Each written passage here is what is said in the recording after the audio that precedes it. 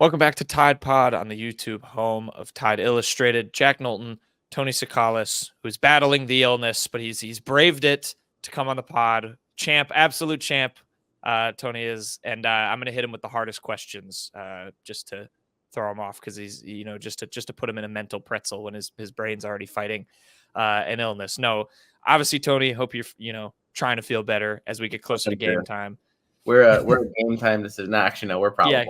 We're probable. Beautiful. We're going to talk about injury.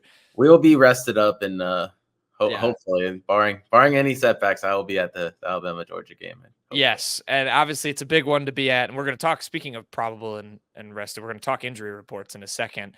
But yes, Tony, you mentioned it. Big pod this week for a big game. Alabama, number 4, hosting number 2 Georgia. The Bulldogs coming to Tuscaloosa. SEC championship game rematch. First SEC game, first real big game for Kalen DeBoer. So much stuff to dive into. I'm just going to get right into it. Tony, how excited are you? We've gauged the players. We've gauged DeBoer on how excited they are for this matchup. How excited are you? And then I'm going to also ask you to please give this game the hype it deserves, because I've been seeing some discourse on Twitter about the whole, with the 12-team playoff, these top 5 regular season games don't matter anymore. And I just think that's a ridiculous take personally. So can you give this game the hype it I think deserves, even though it's a regular season matchup? Yeah, I think that's the beauty of college football, is that, like, even if this game, like, for the playoffs, I get the point. I don't like the new playoff format, Jack. I'll be honest with you. And so I think that it does kind of diminish from a meaningful in terms of making the playoffs. This game, I expect both of these teams to make the playoff, so obviously I'm projecting the loser to make the playoff. So in a sense, where as compared to 4, I mean, can you imagine how big this game would be for Alabama and Georgia, who have to play Texas? Georgia has to play Texas and Ole Miss. Alabama has to play, Tennessee and LSU on the road. Can you imagine how big this game would be in a 4-team playoff, where if they lost, they really wouldn't have any more room for error? I mean, like, it would be even bigger. But that being said, I just think the fact that the significance of this game and what it means to college fans of both teams, when you look at it, I think that's kind of what makes college football special. I think that this could be just, both of these teams could be 5-5 and, playing this game, and it would still matter to these fan bases. And now it especially means something because, you look at it from a Georgia perspective, and, they've lost all these games. Kirby Smart, what is he, like, he's 1-5, I think, against Alabama or something like that. I don't know if I know. I know Alabama's, won the majority of the games in recent years. But is that about Saban, or is that about Alabama? And I think if from a Georgia perspective, if Kirby Smart loses that, it's like, wow, this team lost Nick Saban, they're still beating us, And from Alabama's perspective, it's, all right, is Georgia the new king in the SEC, and can they come into your house and win? And so I think both teams have a lot to lose in terms of pride, both fan bases, bragging rights.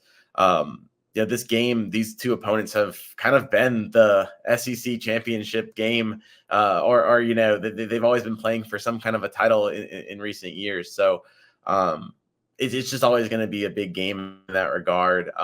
And I think it's going to say a lot about both teams moving forward. I think, I project both teams to make the playoffs, but both teams could also see this game, ruining their season or sending them into a tailspin. You know what I'm saying? Alabama could lose this game, and then they still have games against Tennessee and Missouri and LSU. And if they lose, two of those games, and really they could miss out on the playoffs. And the same with Georgia and Texas and Ole Miss. And, so it's tough. It's a tough schedule, and you want to win a game like this.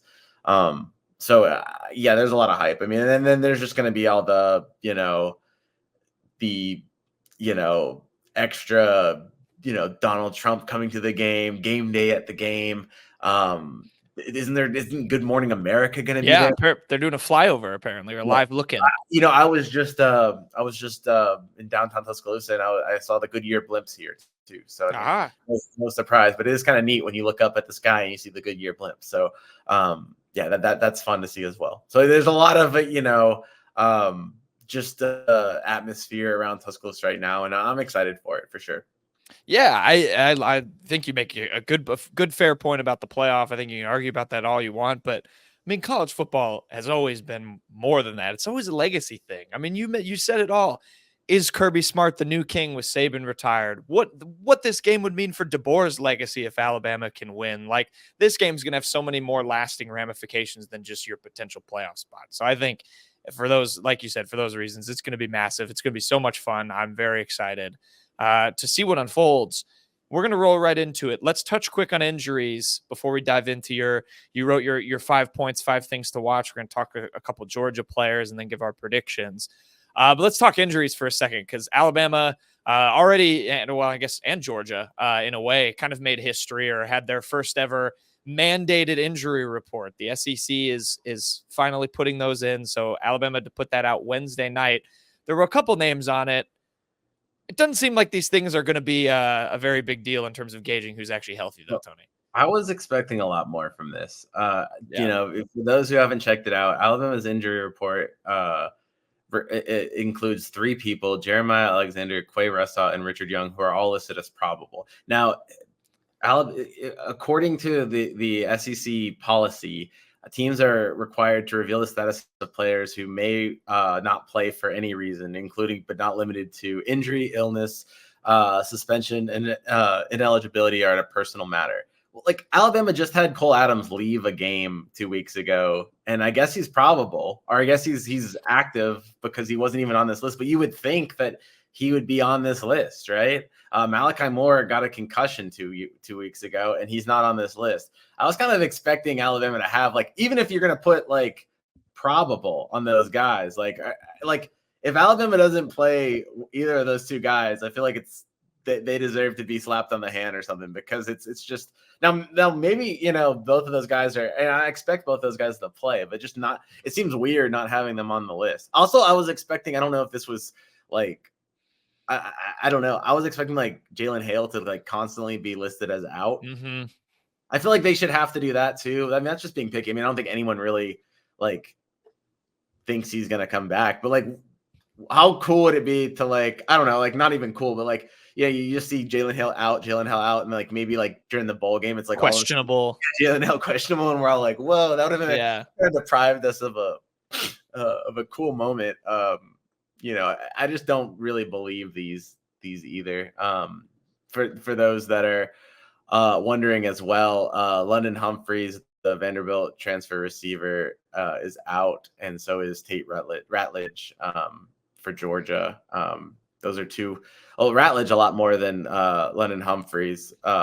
Pretty notable absence for Georgia there. I mean, he's an All-American type lineman, and we've talked. I'm sure we'll talk on this podcast just about how much the battle in the trenches is going to be important. So to lose a guy like that's probably the biggest absence in this game, I would say. And then you've got Michael Williams, the defensive lineman, one of Georgia's best players. He's questionable. I mean, you'd have to think he's going to play, right? I mean, in a game like this, he's such an important player. I think outside of Carson Beck, I think I'd list him as the most important Georgia player. Definitely. So yeah, I would imagine he plays. But I think it's good that I want as good of a matchup as we can get. So I want to see him play. I just kind of want to see what these 2 teams are about. So I'm glad for Alabama's perspective that like a Quay Russaw is going to be back for this game. Most likely, I think it's going to be good. And then Michael Williams, I think it's going to be big. So I think both teams will be tested, and this is going to be a really it's going to be fun. I think it's not as star-studded, I think, of an Alabama Georgia game in terms of like, I don't know. There's not like a Brock Bowers or there's not like a whole like a Will Anderson Jr. or those stars that are kind of there. Carter.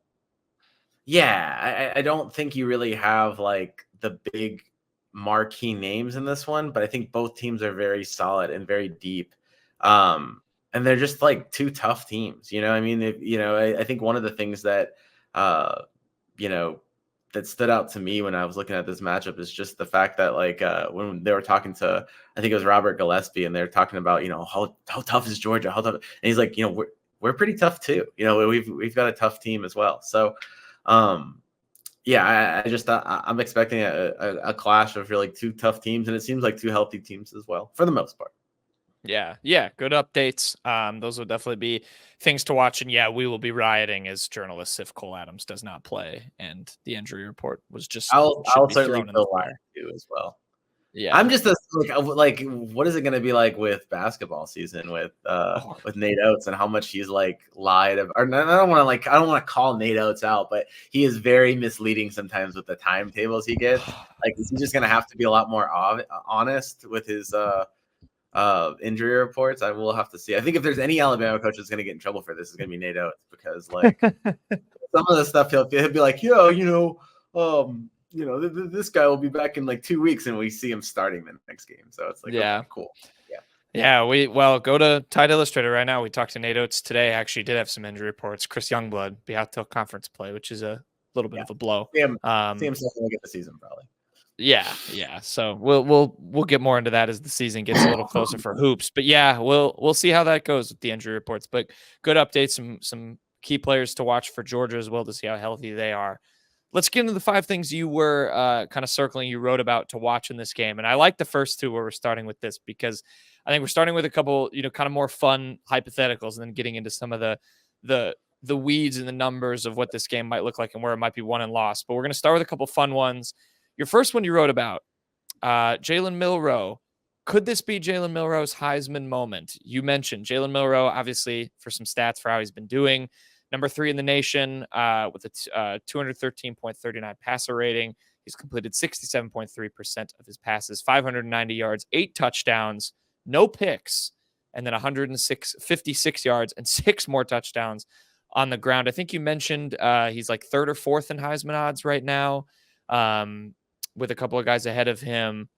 What are your thoughts? Obviously, feels like this could be the Heisman moment if he does something special. I'm going to correct you, because in my story I said there are the Heisman moments. I think are a November thing. I don't think you necessarily have a Heisman moment in September, but you can build some Heisman momentum, and that's kind of what I think Jalen can do in this game. I think he can actually jump to the leader, to lead the pack.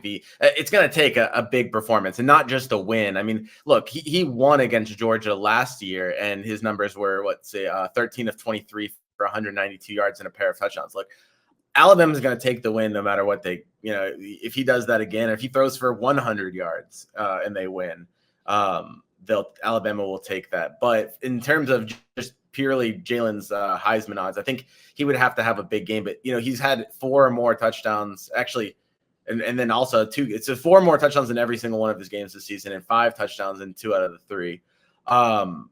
If he had another even 4 touchdown performance against Georgia, threw for 250 yards, ran for 70 or 80, had 4 combined touchdowns, I think you start seeing him jump to the top of the pack of the Heisman candidates, just because everyone knows this Georgia defense is so good. And then also he's going to be doing that in prime time. I think you look at the other ones, we're going to release this podcast on Friday. Miami is playing Virginia Tech, a game that just probably nobody will watch Friday night. And then, that's Cam Ward's the Heisman leader. And then you have Jackson Dart for Ole Miss is number 2. I'm using FanDuel's Heisman odds, but Ole Miss is playing against Kentucky at 11 a.m. And neither of those games really are games that are going to be, watched all too much outside of their respected areas. Obviously, even non-Alabama and Georgia fans are going to probably tune in for this game. So it's a big stage for Jalen Milroe, and it's a good way to kind of cement himself as a true Heisman candidate and a true favorite for the Heisman. I think, we'll just have to see. But, I think if Alabama has a good game, Jack, it's probably going to be through Jalen Milroe. Everything they've done this season has been through him. I think 14 of their 21 touchdowns. I think I had that stat somewhere in there. Yeah, 14 of Alabama's 21 touchdowns have either been on a Jalen Milroe pass or a run. So that's pretty big. If Alabama's scoring a touchdown, it's going to be through him. And look, this Georgia team hasn't allowed a touchdown. So imagine if Jalen got 4 or 3, against Georgia. I think that'd be very significant. Yeah, I like the thing you brought up. That was where I was going to kind of go with that. If you have any other thoughts before I move on to your second point is just it does feel like, for as much as some people seem to doubt this kid, and for as sometimes he looks shaky. Obviously, we talked extensively about the intermediate throw stuff. This is a guy who has put this team on his shoulders before in big games, and put this team on his shoulders before against Georgia, against a Kirby Smart defense. So this isn't a new stage for him, and I think that's you can't really overstate that. This isn't a sophomore or junior quarterback anymore. It's not a guy who doesn't have the kind of big game experience that he has, and I think that's going to serve him well, especially at home. And with the mindset that he sort of has, I could see him really, stepping up here. And yeah, I love that's got to correlate easily to a jump, probably to number one in the Heisman. Yeah, I think the question is, I think you look at Jalen Milroe, at least from my perspective, I look at him like a Lamar Jackson.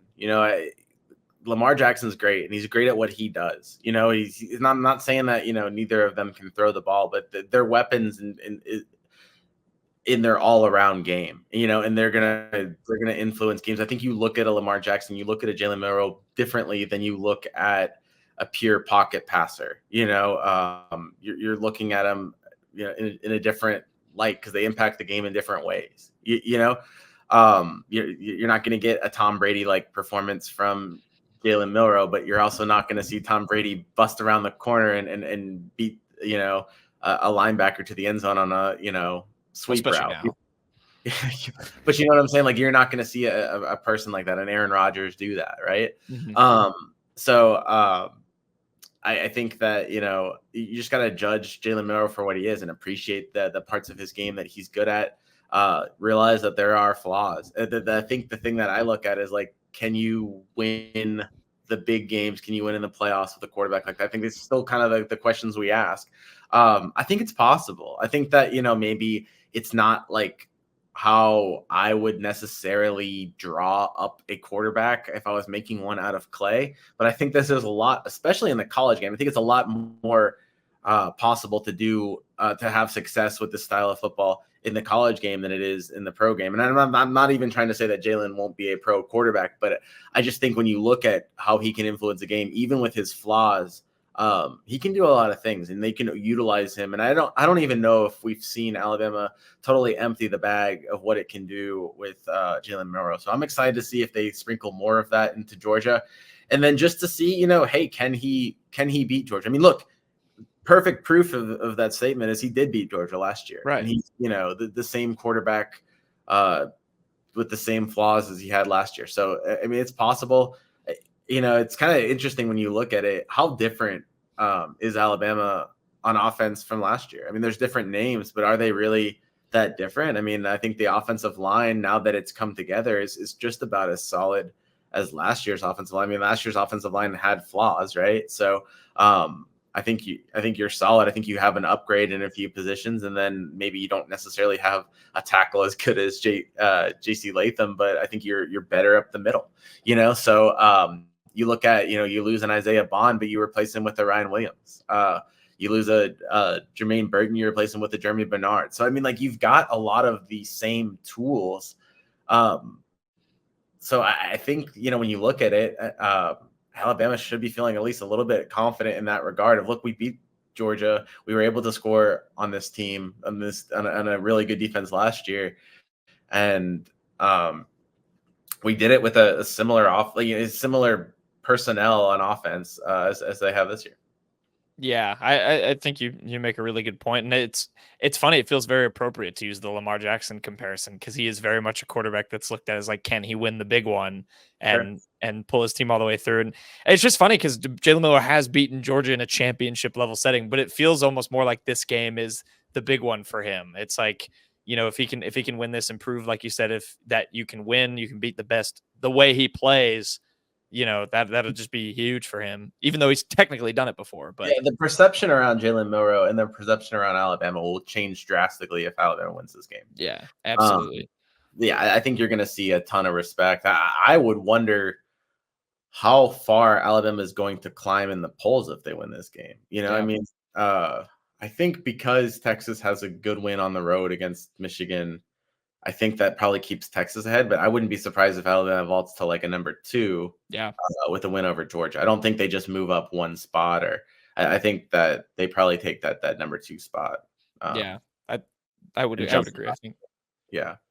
Yeah, I think Especially that's a since good Ohio pick. State hasn't played anyone, so I would imagine that Alabama gets a number 2, and I think at that point, if Alabama wins, I think there's going to be a lot of people that would even kind of say that they should be above Texas. I don't think they will move in the polls, but I think at that point you're going to have a lot more. There's going to be a lot more conversation about like how this Alabama team, and just watch the hype machine just build with DeBoer. I mean, the thing about it is I feel like we've doubted maybe not you and me, but I feel like there's been doubt around the board every single step of the way. And it's always like, it always revolves back towards like the South, or like, can he do this? Can he, recruit in state? Can he recruit in the South? Can he win in the SEC? It's like, it's like, I don't know, it'd be so in his fashion to come in and beat, Kirby Smart in Georgia, and then what else are people going to say about, when will people be convinced? I think this would be the point for both him and Jalen.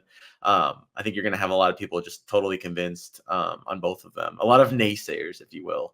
I was gonna say, yeah, Voted. if there's a game to let them know this is the game. I mean, it is quite the opportunity for DeBoer, for Milroe.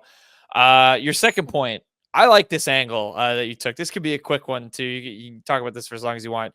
You mentioned Justice Haynes, another player who's kind of rose to prominence so far. 165 yards, 2 touchdowns, is averaging over 8 yards per carry for Alabama. He's a Georgia boy. He's from Buford, Georgia. Not only that, he's the son of a former Bulldog. Would you talk about with Justice Haynes, and how do you see him kind of impacting this game, and what should be a physical one? We've already kind of talked about that. Yeah, I mean, like, he didn't. I mean, he played in the SEC championship game, but only on special teams. He didn't really factor into the offense. So Georgia's definitely going to get a taste of what he has to offer, and he's got some great stats this year. Jam Miller's been the, I guess, preferred back, or I don't know. I feel like Jam Miller is Alabama's number 1 back, but I would put Justice Haynes as a very close second. He's got 165 yards and 2 touchdowns, and he's averaging 8.68 yards a carry. I mean, like, the fact that Alabama has 2 backs, like Jam Miller, I think, averaging 9.1 carry, and Justice is averaging 8.6. That's insane that Alabama has two backs that average that. But I think Justice Haynes is a really solid back. He can do everything in the backfield, and I think if you look actually from last year, I think that's an area where Alabama improved. I like the combination of Jam Miller and Justice Haynes more than I liked Jace McClellan and Roydell Williams. I just think it's a more talented duo. So yeah, I think having him in there, maybe, I don't know. They've been kind of bouncing back and forth, like who's the starter, who's the premier guy. But even if Jam starts this one, I expect Justice to play a lot. And then, look, he's going to be running a little bit harder. I don't care what Robert Gillespie says. If he's, I know he's approaching every week tough, but like you mentioned it, he's a Georgia boy. His dad played. He grew up rooting for Georgia, I'm sure, with his dad. So I think that he's going to want to prove, he's going to want to prove himself against his home state.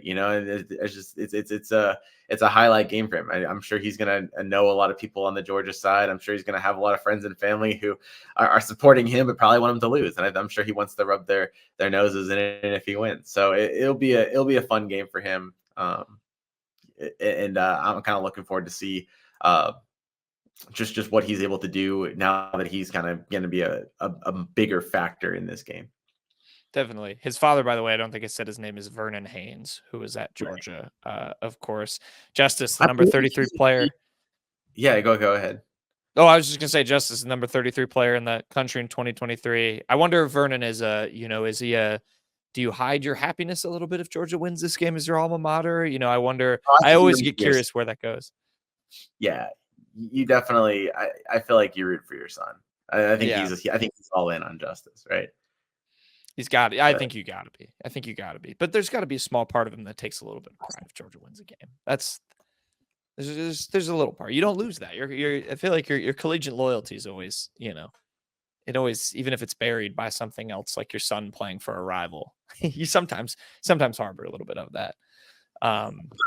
Yeah, Justice Haynes, little bit of a fun game. Obviously, we'll assume he'll have a bunch of family members, like Tony said, in attendance. Are you doing some extra research over there? Do you have another Yeah, I Justice got Haynes it stat? mixed up. Yeah.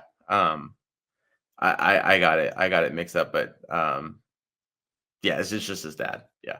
Yeah. Yeah. Vernon Haynes, a Bulldogs legend. So we'll see. We'll see how that goes for Justice. I think that's a fun storyline to watch. I might have another take on him a little bit later on as well. Let's get to the, I think, meat and potatoes here of this game. And we touched on it at the beginning, and I feel like I've heard it 9,000 times from either coaches or players. This is going to be a really physical game. We know it's going to be a game of inches, but it's a battle that's, going to be won in the trenches between these two teams. And like you said, I think the not necessarily lack of star power, because there's a lot of talented players here, but the lack of, like you said, notable names, particularly at the skill positions a little bit, I think feeds into that. You wrote down some stats. I'm just going to fire them off, and I'll let you go in terms of talk about maybe some matchups in the trenches that you're watching for and all that stuff. But you wrote these down. Defense wise, a lot of these both these teams bring a lot to the table. Points allowed per game: Georgia's at 6, Alabama 8.7. Total yards allowed per game: Georgia 202, Alabama 248. Yards allowed per play: Alabama 3.3, Georgia 3.5. Rushing yards per carry allowed: Alabama 5.8, Georgia 5.4. Georgia, of course, like you said, hasn't given up a touchdown all season. I'll throw in these two. The Bulldogs are ranked number 1 in pass defense, number 3 in scoring defense, number 4 in total defense.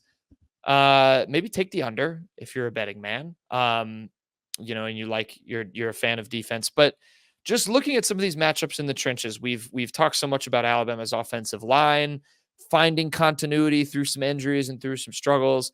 You talked about Mykel Williams on the Georgia side. There's a lot of good players on that defensive front for the Bulldogs. They have a good offensive line. What are you looking for in those battles, when those guys go at it? The big men in the trenches on I think Saturday. for both teams, it's early down success or early down running, whether it's a short pass or running. I think you can't get into third and long situations against either of these defenses that they'll shut you down. So for Alabama, it's getting that 3 or 4 yards on a carry on first down instead of 1 or 2. Because I think, it's going to be real easy to have a bunch of 3 and outs against this Georgia defense. If, you have a 2-yard carry, then you have Jalen Milroe scrambling out, throws an incomplete pass, and all of a sudden you have a 3rd and 8. You're not going to pick it up. You're probably going to have Jalen Milroe sit back in the pocket too long, get sacked, and all of a sudden you're punting on a 4th and 16, and you're losing field position, and it can be a real mess. So it's really easy to say run the ball, but like it's really hard to run the ball if you're only getting 2 yards on first down. It's really easy to run the ball, if you're putting yourself in situations where you can run the ball. But I think where teams get lost and they abandon the run is because they can't get that first down success or that second down success. And so I think those early downs, it's the same for Alabama and Georgia. I think, if you get into a situation, Kane Wommack talked a lot about how his defense has taken away passes, those easy access passes from defenses. And that's one thing that Alabama's done really well. If they can take away those short passes from Carson Beck and then also control a run, all of a sudden Carson Beck's going to be a different quarterback if he's facing 3rd and 8 with pressure rolling down on him. And anyone's a different quarterback in that situation. So I think, both of those situations, taking options away from the opposing team by controlling those early downs is key. I mean, it's key in almost every game, but I think in a situation like this, it's even more key just when you look at how dominating these defenses are and how you can kind of get into a tailspin if you don't kind of control that early on. I'm curious. You watched this Georgia team last year, obviously against Alabama in the SEC championship.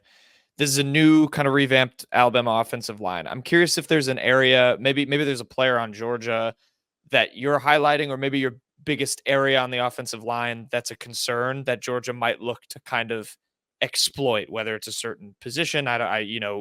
Where might Alabama be the most kind of vulnerable in their own pass protection? Maybe vice versa for the Alabama D-line. I mean, we've praised LT Overton, Tim Keenan. Is it one of those two guys that has to have a big game? on either side, where do you think the maybe weak points are? Yeah, I think you go to another Georgia native and Elijah Pritchett. I think he's going to have a big game at that right tackle position, because I think, you even look at what Caden Proctor did last season against Georgia. It was super solid, and I think you're pretty confident with the middle three aspects of this Alabama offensive line. Although this will be a big game for Parker Brailsford as well. This is the kind of game that people told Parker Brailsford that he wasn't going to be able to, to play in. This is the SEC big boy that he wasn't supposed to be able to deal with. So it'll be interesting to see how he'll do.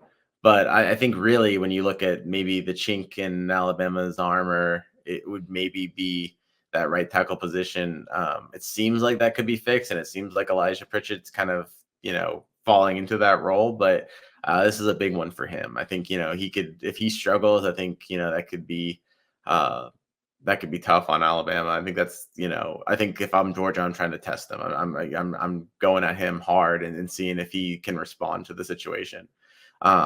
So yeah, that's kind of where I would have it. But if Alabama can, provide the protection they did against Wisconsin, I think they have the pieces to really cause Georgia some trouble. So it is good that, like we said, that the trenches are going to be such a big battle. You mentioned Michael Williams. I mean, that's just somebody, he's going to be tough to corral, or tough to, lock down. So if you can keep him out of the backfield, I think you have some weapons to play with. And Jalen Milroe can be really deadly. But if he's breathing down Milroe's neck, I think you can force Milroe into some bad decisions.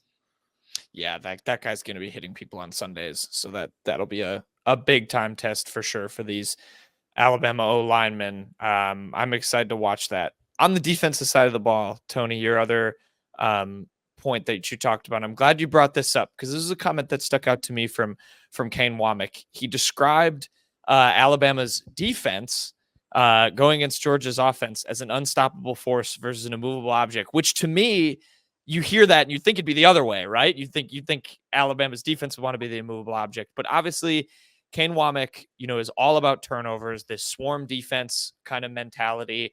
And again, I heard his kind of comments, and I feel like you sometimes look at that, from an outside perspective and say, oh, do you go a little bit more conservative, just try to slow things down? Obviously, this Georgia team hasn't committed a turnover all season, and Kane Wommack's sticking to his guns. It is, they need to win the turnover battle just like always. That is the goal.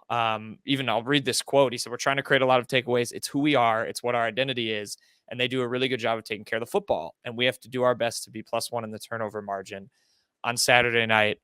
I'll ask you your prediction. Does Alabama force a turnover against Georgia? And what are you expecting from the swarm defense against this good Bulldogs O-line, and obviously a good scheme that Georgia, runs behind Mike Bobo, the OC there, and all that?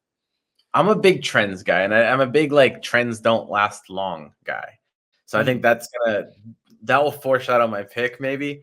But as for the turnovers, I'm going to stick to that mentality and think that it's just not natural for a team to go 4 games without a turnover. So I do think that Georgia gets a turnover. I don't think they get many. I think that they're not turning the ball over for a reason. I don't think that that's necessarily they haven't just randomly gotten lucky in that regard. I think they're very careful with the ball. I think you've got a quarterback in Carson Beck who makes really good decisions. I think they put him in position to make really good decisions. And so I do expect him to take care of the ball. But I kind of feel like Alabama's defense will force a turnover, especially with the emphasis they'll put on it. Yeah, I've been starting to watch this defense a lot more closely since the season started, and I feel like for me it's gone from, where's kind of the experience, especially in the secondary, to I actually think there's leaders and there's players that can do what you said and force turnovers all over the field. I think we saw it against Wisconsin. It feels like this defense is starting to fall behind a few guys, and it's at every level. Whereas if it's on the defensive line, it's LT Overton and Tim Keenan. The linebackers, it's Jod Campbell and Deontay Lawson. Secondary, it's Malachi Moore and a little bit Keon Sabb. And all of those guys have forced takeaways or forced the opportunity for takeaways. The way Kane Wommack charts it, he said they had 13 of them against Wisconsin. It's a whole different animal in Georgia. But I think I agree with you. I really am excited to see what this defense can do. I think it's certainly a test, no matter how you look at the Georgia stats for their skill players. You don't see a whole lot of eye-popping numbers or names, but this will be a big test for him. I think Alabama's going to step up to it. I really like just this kind of swagger that the defense is kind of starting to play with even more. So, Georgia's shut every other team up in that regard so far. So we'll see. They're definitely I going don't to have know. to take advantage of the opportunities they get. If there's a chance, Yeah. sometimes you'll see a defender, a defensive back, like you'll say, oh, that's why he's a defensive back, because they'll drop an interception that they could have. They need to capitalize on that. If it's close and they dive for a tipped pass or whatever, they need to come up with it. You know what I'm saying? Like they need to, because those opportunities are not going to be there as frequent as they have been. If Keon Sabb jumps a route and he comes close to a pick, it'd be nice if he could pick it off if you're in Alabama. You know what I'm saying? Like he's had a couple of them. I feel like he's been right there. He has those 2 interceptions, but it feels like he could have had like 4 or 5 this season. I don't know if that's just me, but he's come really close. I think you're going to want him to pick those off, because I think it could be a case of Georgia's at the Alabama 40, they throw it to the 25, and ball bounces off of a defender's hands, and instead of being an interception, now it's 3rd and 10, and then Carson Beck makes a completion and Georgia continues the drive. Like you gotta, like when you get those opportunities to end a drive, you need to end it. Yeah, absolutely. I feel like the angriest we've seen Kane Wommack so far has been talking about that. And I think against Georgia, if there's they strip Carson Beck and don't end up with the football, he might explode. We might have to be careful. Like he's going to lose Well, it on the sideline. he'll definitely be upset if it's a situation like South Florida, where Alabama has Mhm. 3 turnovers and its defense couldn't force one. I think that kind of Yeah. added to not that like Kane or any of the players can control what the offense does, but I think it's more like you see the other team getting some, and you're just like, well, why can't we get those? And I think Yeah. that, like, for a guy like Kane Wommack, he's gonna, that will drive him crazy. So if Georgia gets some turnovers and Alabama doesn't, yeah, you'll see him lose his mind. Yeah, it might sound dumb, but it feels like he treats his defense like an offense. Like I feel like you hear that with offensive players. Like we saw them score, we had to answer, and I think he says the same thing with takeaways. It's like, all right, we have to go get a pick because they just got one, which Yeah. kind of embodies his approach. Before we get to the last point, because I think that better kind of transitions into we're gonna do our predictions. I picked a couple of guys, Tony. If you want to just give your quick takes on Georgia to watch, just because I like throwing out a couple names to know. A few of these will be pretty obvious. I'll start with the most obvious one. The man under center for Georgia. We talked about Jalen Milroe, Carson Beck, a legit Heisman candidate, a legit NFL prospect himself. He's completed 56 passes, 680 yards, 7 touchdowns already. I'll read a couple things people have said about him. Kane Wommack said, this guy's a complete quarterback. He's really as good as I've seen in the last couple of years. I think for us, we have to be mindful of making him uncomfortable, but you want to make sure that you're not sacrificing things from a coverage perspective in order to get that done. Christian Robinson, Alabama's linebackers coach, who of course played at Georgia. He played there with Matthew Stafford, said that Carson Beck embodies a lot of similar traits that Stafford did.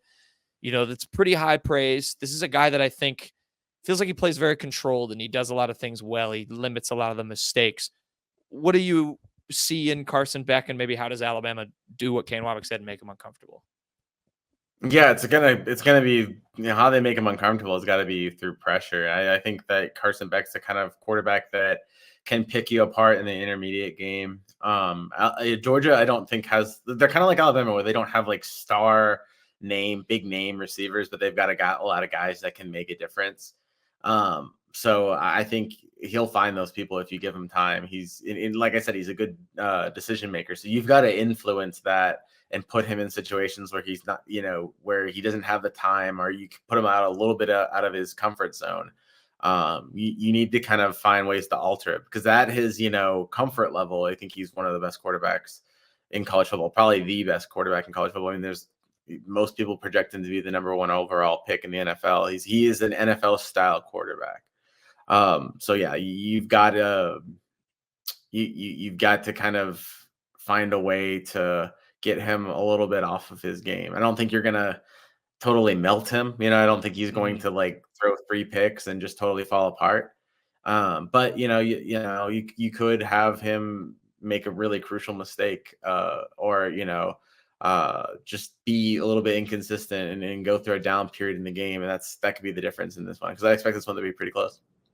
I like when I've heard coaches talk about him like this, maybe this is a dumb take. It almost feels a little bit like the anti Jalen Milroe to me. Like you have Jalen Milroe, this, great runner, super good athlete, can make something happen when he's improvising at times. And you sometimes a little bit of a wild card at times. Then you have Carson Beck, who, won't really run, is the best when he's protected and controlled, and will pick you apart down the field, be a little more meticulous.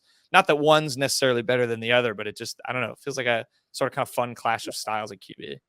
Yeah, and I think just as a group, like just maybe as just college football in general tends to give Carson Beck's side the nod, as if like that is the right way, and that is.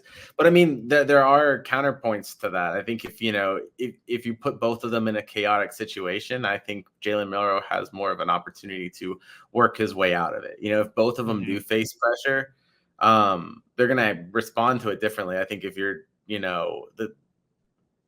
what Carson Beck does is get rid of the ball quickly, but Jalen Milroe, sometimes he holds onto the ball too long. But then again, there's some plays that Jalen Milroe makes that I think only Jalen Milroe can make. I mean, really, there are, and that sounds so cliche, but there really are some plays on the field that he might be one of the only people in college football to make that play, And so I don't necessarily think you can say that as much about Carson Beck, So I think there are pros to both sides. I think Definitely. I would give Georgia the advantage, I guess, in terms of quarterbacks, but in a lot of ways, it's not that big, because I think that, there's a lot of things that Jalen Milroe can do that we maybe they're flashy, but I don't think we think that they offer enough substance. But I think they probably offer more substance than what we give him credit for. Does that make sense? I don't know if I said that right. Yeah, no, I think it does. I think it's, and then it becomes how each team uses them. And you see when you watch the film, the way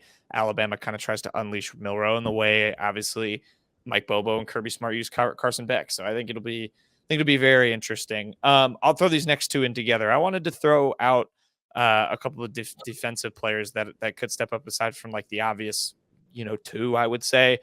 Two guys, Jalen Walker is one, and Chaz Chambliss is another one. Walker's a linebacker, 11 tackles, 1.5 sacks, and a pass deflection so far. He grades out as their number one pass rusher on Georgia from PFF, had an 84.9.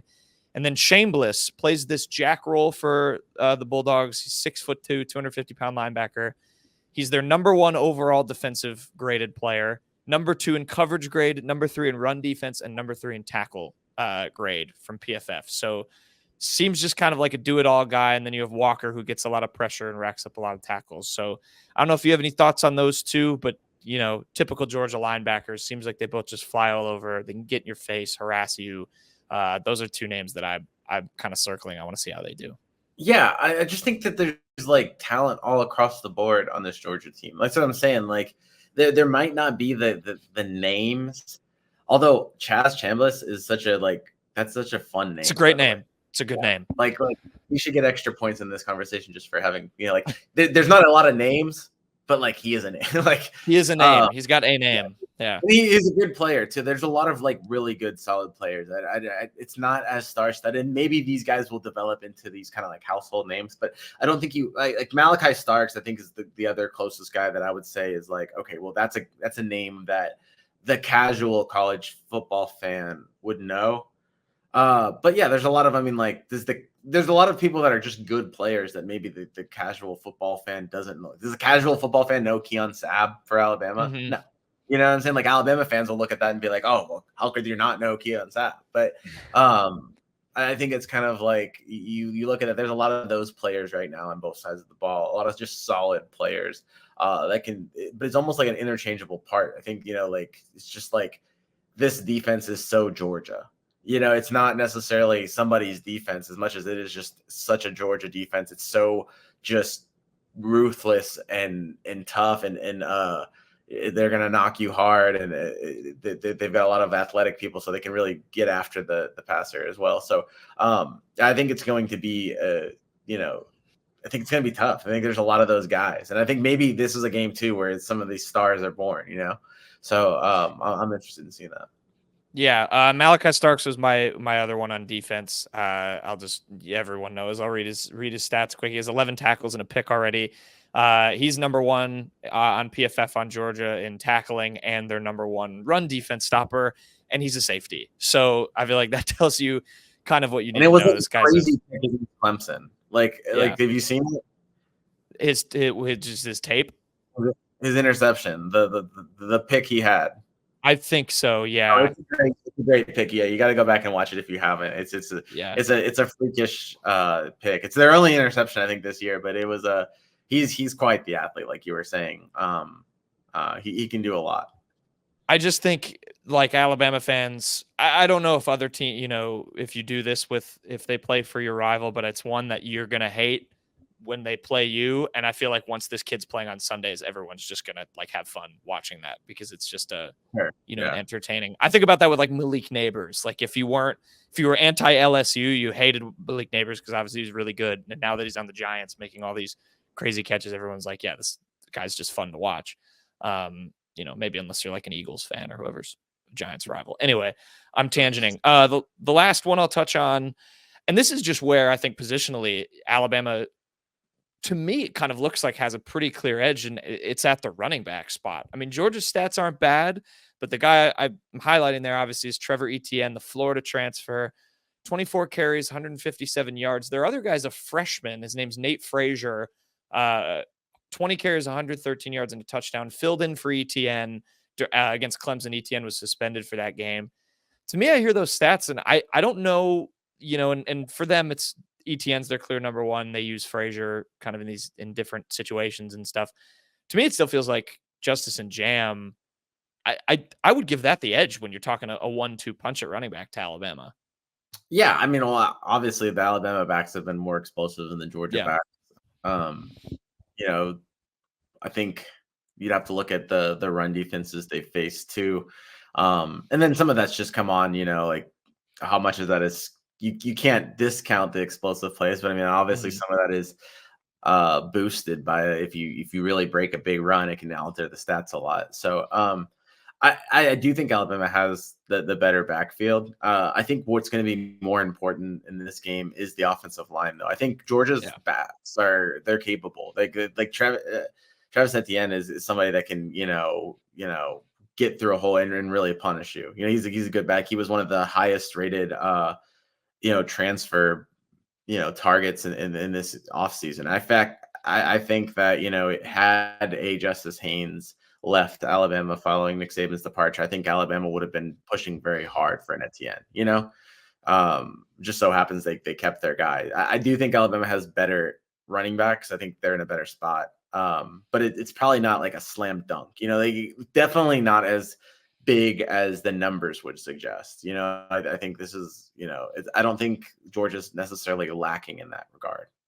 Yeah, I think that's a fair assessment. I'm curious to see how, you'd think on the one hand they haven't been great coming in, but you're right. If Alabama's defense doesn't dominate the line, you're probably going to see some big runs just because Georgia's offensive line is also good. So, yeah, certainly, that'll be a thing I'm watching is the run stopping, just getting more down to getting an advantage on Georgia's offensive line. So we'll see how that goes. All right, Tony, your last point. This will feed into our predictions. Alabama is home dogs, and that is not a common thing, as you pointed out. That last time that happened, 2007 against LSU. It's been a long time, but Georgia comes in its 2-point favorites into Bryant-Denny Stadium. Of course, players, coaches have been asked about, does that kind of add a fuel to the fire? I'll use Tyler Booker's quote about it. He said, "We're really not worried about being an underdog. How many points we're going to win by." Which is a good answer to avoid any situations like Iowa or Iowa State. Look that up for more information. Those guys, they probably never played football before, meaning odds makers.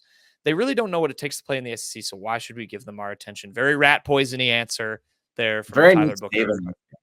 Yes.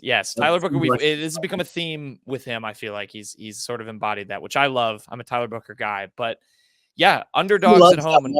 He loves making that point of like, oh, you didn't play or you're not right now. Yeah. He's a fan of that. Listening in your mom's basement. But yeah, Alabama, nevertheless, 2-point underdogs. what do you make of that? And, I just, with the occasion, making that a little bit bigger, Alabama kind of something to prove on their home soil, not being favorites. That's not a thing we've seen in forever. Yeah, I think it just I think that there's a little bit of I think a lot of people have jumped off the bus of Alabama following Nick Saban. I think it's been a little bit of an overreaction to like like Alabama not being a power. I think people are just like, oh, the Wicked Witch is dead. Let's go celebrate. It's like, well, Nick Saban did build up Alabama to something. So even if let's say Kalen DeBoer was an absolute failure, right? Yeah. I don't think you're going to see that year one. I think this is a very well-built team. And I don't think Kalen DeBoer is a failure first. But what I'm saying is, like, even if, like, you're not just going to see the wheels fall off. So I think, like, we're going to see. I don't want to give away my pick, but, like, I don't think it's crazy to make Georgia the favorite. I think Georgia is a team that probably – we're talking, if they beat Alabama, which they would lost by 3 in the SEC championship game. If they beat Alabama, I kind of think Georgia wins the title. And we're talking about a team looking to make a 4-peat, which is insane. So this is a team that's just, been entirely hard to beat. It's got a really good defense. It's performing really well, hasn't allowed a touchdown. So it's not crazy to pick Georgia. I do think that some people are kind of forgetting that this game's at Alabama, and like Alabama's really good, and so it's tough. I don't think the 2 points is necessarily that much though. So I mean, I don't think it's crazy, but on the flip side, a team that uses let all naysayers know, I think that they're gonna secretly love being the underdog. I mean, this team likes having a chip on its shoulder. So we'll just have to see, kind of how they respond. Some of the players said that, like, oh, they kind of hinted that they felt a little disrespected. And then some of them, I think it was this Tim Keenan, kind of said that he just doesn't worry about that kind of stuff. So it went back and forth between some of the players and how they reacted to it. But I think deep down, I think it's one of those things that they'll be like, oh, yeah, we just got to deal with ourselves. And then after the game, if Alabama wins, they'll start pointing fingers and being like, nobody believed in us. See, we proved you wrong. It's like, that's kind of how I think it will kind of go down, if it does go down. Yeah, I think as much as DeBoer wouldn't want to tip his hat that he lets his players kind of ruin that stuff a little bit, I think he does. I think that's a little bit of a difference because I think you're right. After the game, if this were the Saban era, he'd be like, we're moving on to Vanderbilt. Like, it doesn't matter. We're not pointing any fingers after the fact. Even in the Saban era, I think this team would be pointing fingers, like the players at least. Okay, yeah. I think absolutely there are guys that have seen that and have seen the stats and see the numbers. It's just impossible to ignore nowadays. It just is. You're gonna see that stuff come up on your feed. You're gonna have people texting you about it, and use it as fuel. Why not? I didn't realize this, Jeff, and not to go on a tangent, but apparently there's a comment from Jalen Milroe last year talking about the game last year where he said that trying to remember it or find it, but basically he said that he could tell that like Georgia was beat in the game, and that really riled up Georgia fans. I don't even remember that comment, but I remember reading about that this week and it being like that they didn't forget what Jalen Milroe said. Yeah, and I was just kind of like, oh shoot, like. Man, somehow finding a Jalen Milroe comment to use as fuel is yeah, I know. It's like he's like the last person. Yeah. Exactly. That I would expect for them to be upset with. But yeah, I'm trying to see if I can find it. Yeah, Bulldogs haven't forgotten Jalen Milroe's comment. I'm reading this from UGA Sports. Shout out to our UGA rivals affiliate. But it's thanks for retweeting me the other day. Yeah, here's the quote. It was from McElroy and Kublik in the morning. I guess it was December 7th. It says, what did he say? I'm big on body language and looking at the opponent's eyes. Georgia looked defeated and didn't want any more. And I knew our team, it was going to be a 60-minute game, and Georgia didn't believe in that. So that's what he said last December. I do not remember that. I don't remember that being like a deal. But apparently, who does remember that is Georgia. So while Alabama's got the fuel of being a home underdog, Georgia has this statement that like, I don't like – how did that go unnoticed? Am I just a bad reporter and just missed that? Or I guess I was just swept up in like the playoff stuff, Yeah. but not remember that. It's probably just like Kirby Smart on AI trying to rally up, knowing that the situation's like Kirby Smart found an AI version of Jalen Milroe's Jalen voice Milroe. and like talked trash on a radio station. No, but Yeah. I don't remember that. But apparently that is another like I guess bulletin board thing heading into this game. Yeah, there you go, big time. So definitely Georgia hasn't forgotten either. And I mean, yeah, Alabama got the better of them the last time these two teams played each other. So definitely will be something to watch. As we roll into that game. All right, we've talked lines now, so this is a perfect segue. It's prediction time. We'll do these and we'll run through our other CFB games. You're gonna like the results from last week in those, by the way. We'll get to those after. But Alabama, Georgia, Tony, it's your moment of truth. Your score prediction, and of course, a player you think might have a standout game.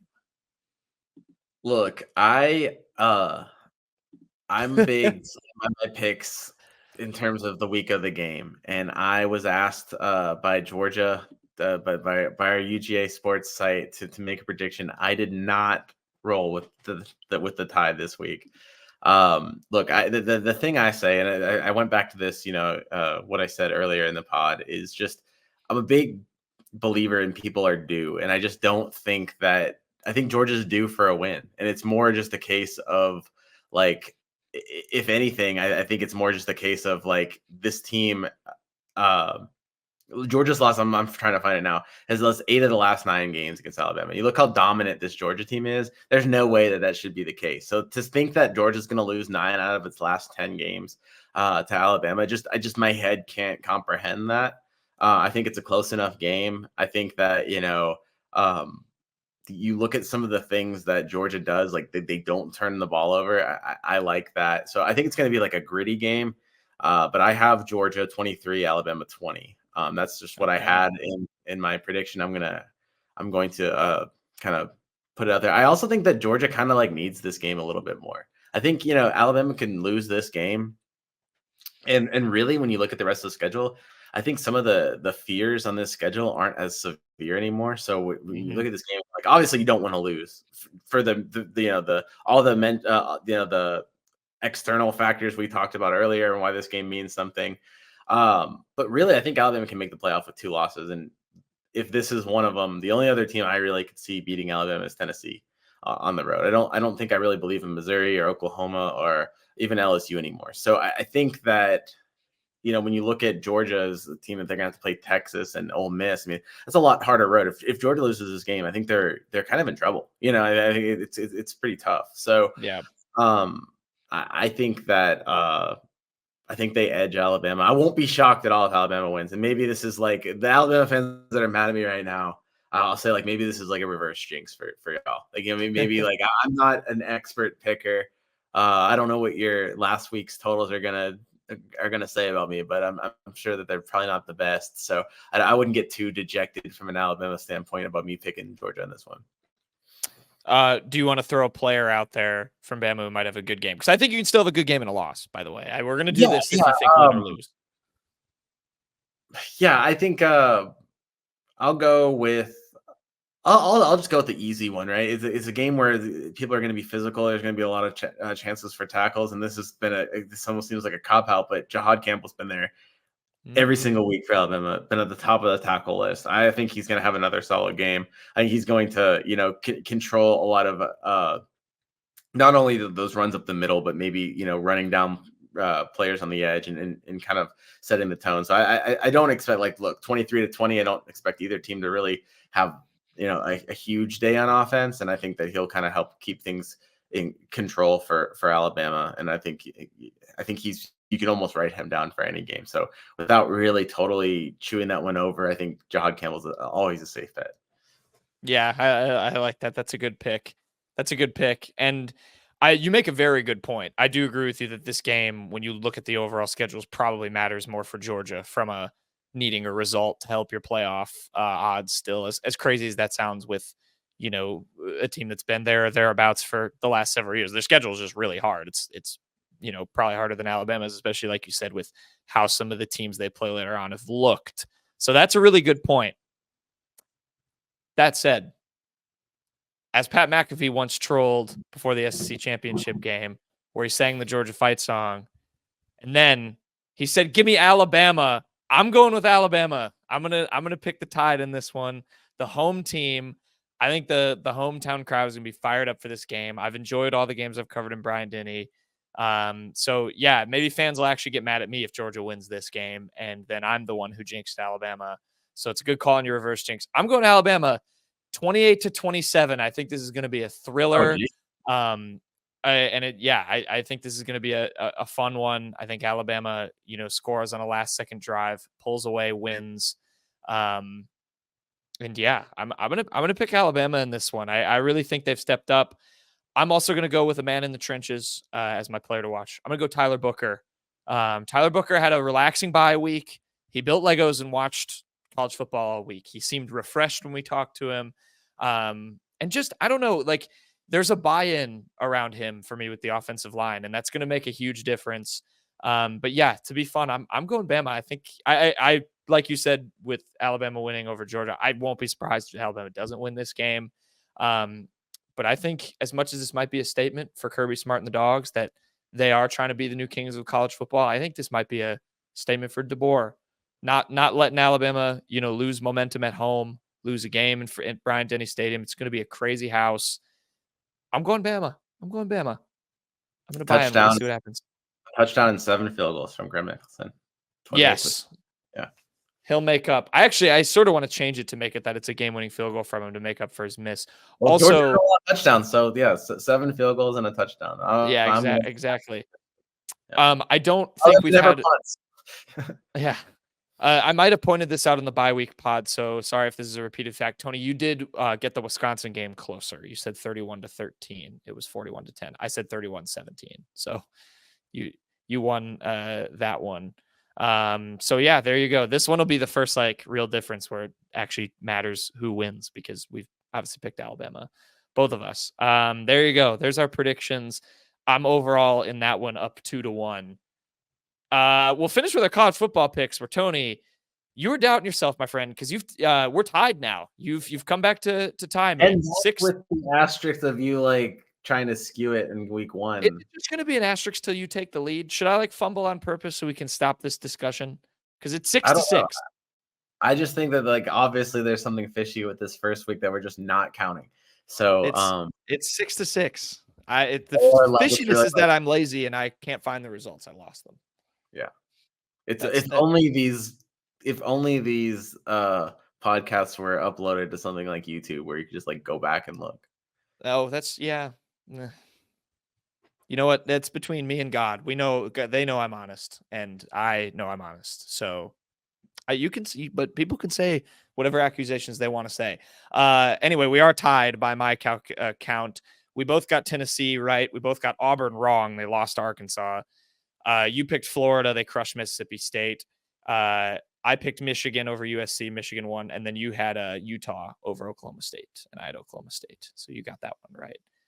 This week, I really need conference play to start because some of these games just stink. But I tried to pick as fun ones as I could. So we'll run through these quick.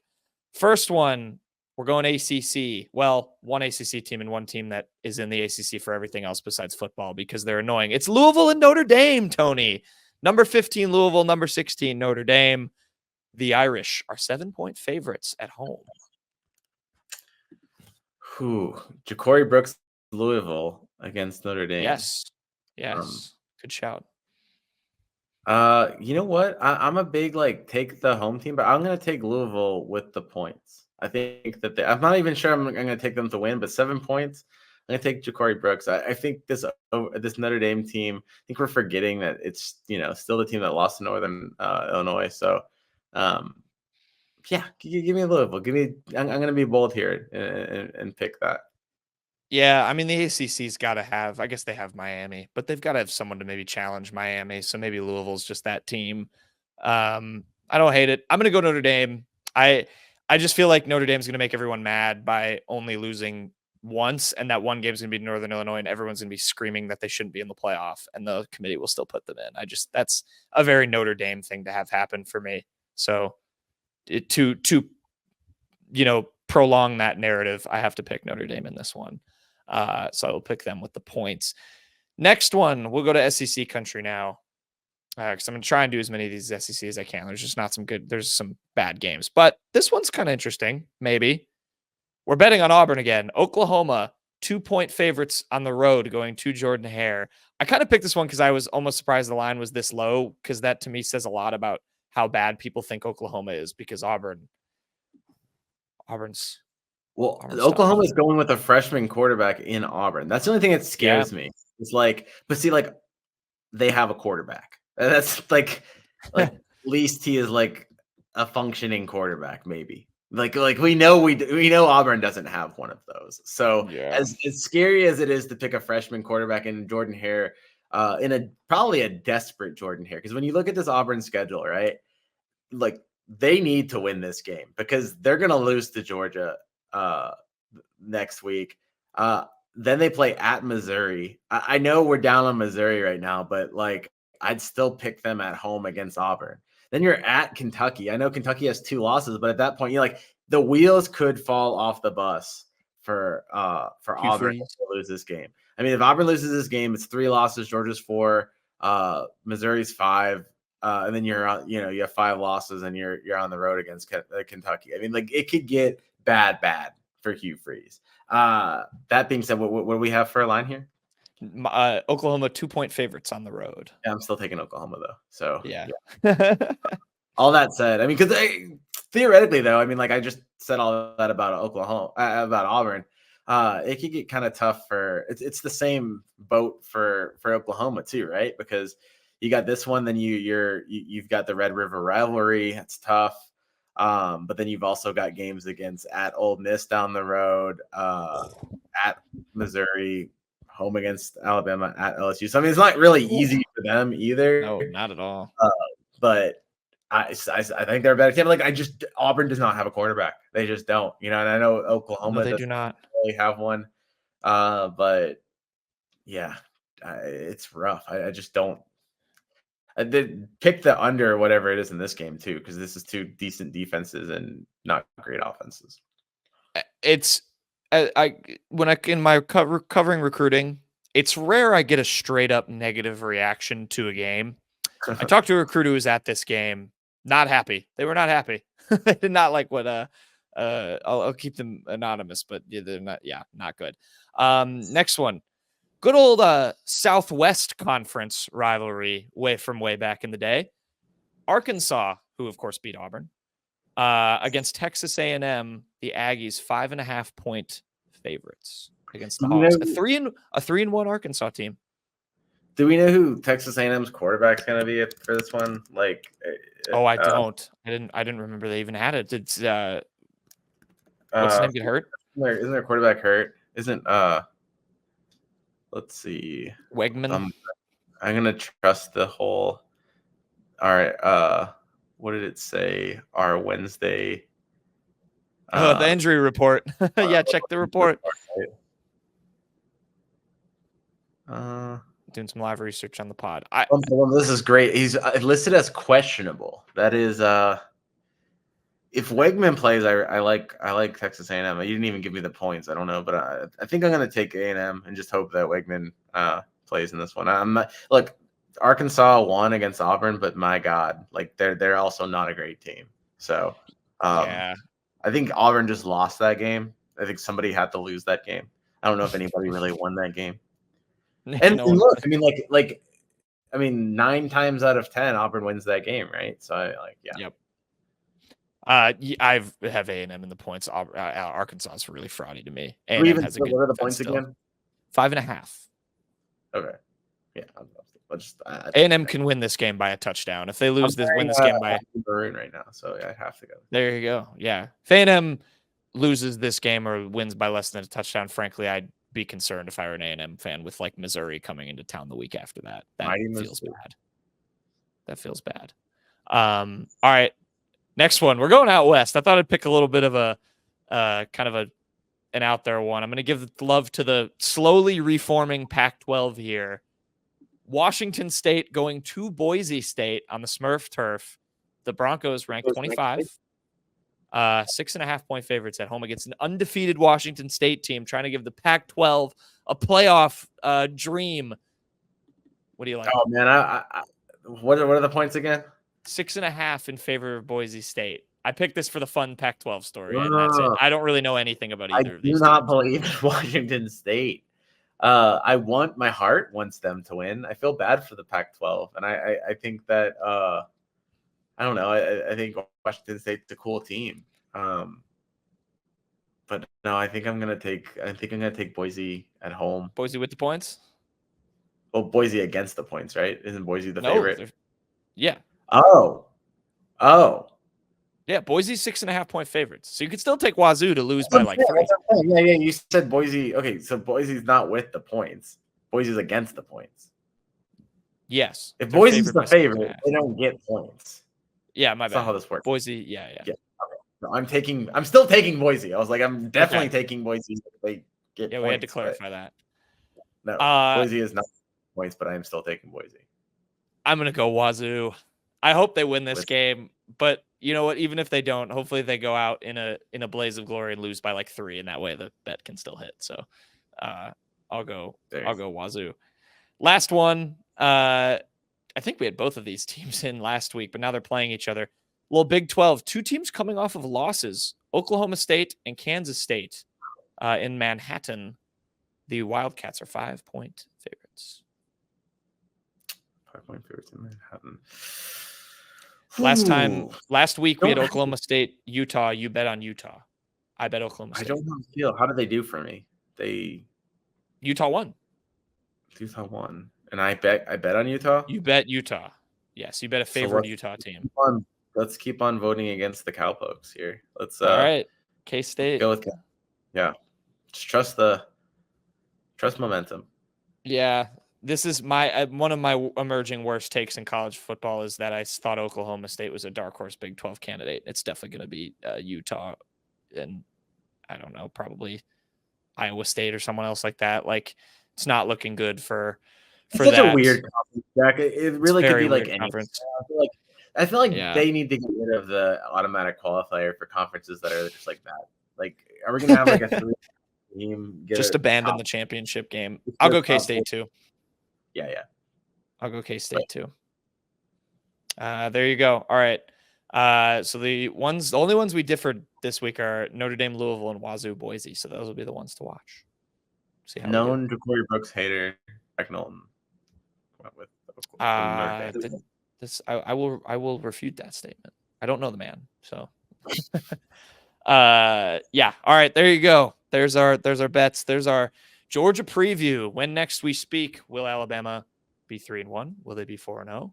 You'll have to watch and find out. Enjoy the game if you're going. Arrive early because security is going to be insane. So that's probably the best thing if you take nothing else. That's a bad symbol. I was doing that. Yeah, don't do that. Don't. I was doing that for my own sake of dealing with oh god, that's gonna be bad. We should probably clip that. I was doing that because I was frustrated with having to deal with security, but that is the opposite. Don't do that. Don't do that. Just show up early. If you take nothing else away from this podcast, take that away. Show up early. Exactly. It will be chaos. So all right, enjoy the game. We will be back to recap it for you guys on Sunday.